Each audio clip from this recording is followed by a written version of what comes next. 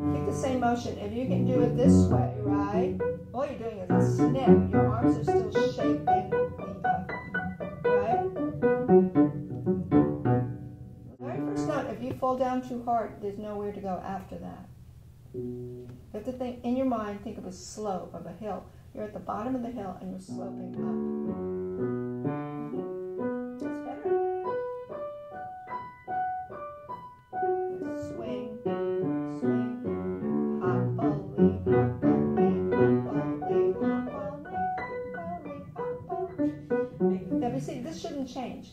Most people think it's changing. It's not. All you're doing is snipping the motion that you've already nourished the note. Because what's happening is your elbows really have to do some work. Yeah, because look at my elbows. They're coming out and they're swinging up and readjusting. If I do it silently, what do you see me doing? You see my arms and my elbows doing the whole thing. Now from this side, you see this elbow going here. When I'm up here, when I'm going up, my right hand elbow goes out. This hand does the looping around, then it's reversed. This loops, and this goes sideways, the choreography of that. Eventually it sighs down a little because you're going fast, but it's still there.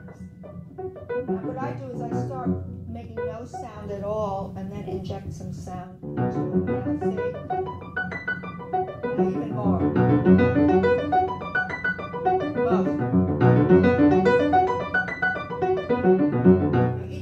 All I did was weigh a little bit more on my upper body, or my arms felt heavier. That's all. I didn't change anything about my fingers approaching the keys. It's like I told you about doing the push-up. Mm-hmm. That's your dead weight. That's your forte level. Now if you do a little less, see, that's your, say, MF level. Then you do even less. That's your MP, and then just tiny bit, but still there's something behind it. With your arms behind it. And I had a student doing some push-ups off the piano like that. That's why I call it piano cardio. That's my new class. It's called piano cardio. It is really piano cardio.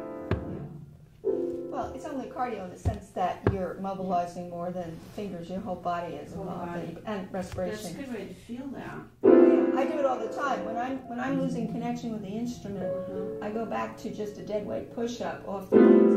But I'm not stiffening my wrist. My wrist is very pliant through that. When you do a push-up, you have to have a pliant wrist. Right, you can't stand it. Otherwise, because look, because you're pushing off and your wrist is going like that. So that's an important thing to do in terms of the physical part, of the athletic part of playing. You could say the choreography of it. Yeah. Now, if you did in contrary motion, your elbows would be going out at the same time. You really have to get used to what the physical spacing that comes from doing it. The brain starts processing it when you center those notes and you aim for those notes and use your arm to get you there, right? In slow-mo. And here's your rotation. That's important. The rotation here brings you back in a curve, back in. See? Like that. Yeah.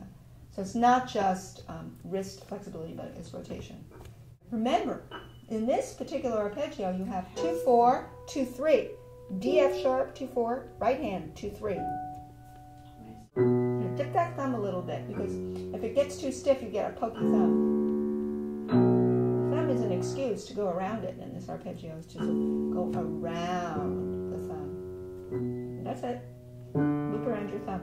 Come in under your thumb. That's right. There. Right, so whatever you do with this applies to your pieces, of course.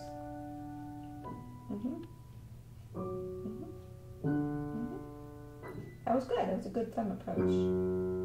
And then back, right? Soft thumb. Breathe. I breathe in a little bit on this. Breathe in. Right. And resolve.